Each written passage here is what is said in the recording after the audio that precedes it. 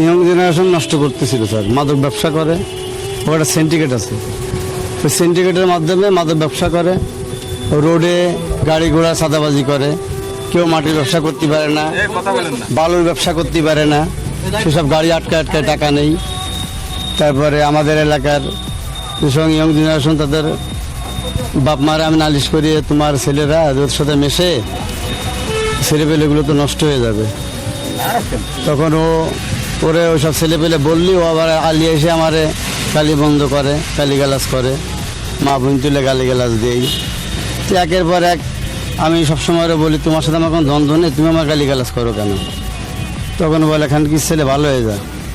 আমি তো তোমার ক্ষতি করিনি কোনো, তোর হিসেব আমরা পরে করতেছি। এইভাবে একের পর এক, একদিন 5 দিন 6 দিন 10 দিন পর পর এসে আমার সাথে এরম বিহেভ করে। 4-5 মোটরসাইকেল নিয়ে আসে, 4-5 জন সেভাবে গালিগালাজ করে, মা বোন তুলে উল্টো পাল্টা লোকের মধ্যে গালিগালাজ করে। এতে খুব খারাপ লাগে, যার কারণে মারে তো আর সবার কাছে দেওয়া যাবে না। কিভাবে মারলা? ওরে গুলি করে মেরে ফেলাইছি।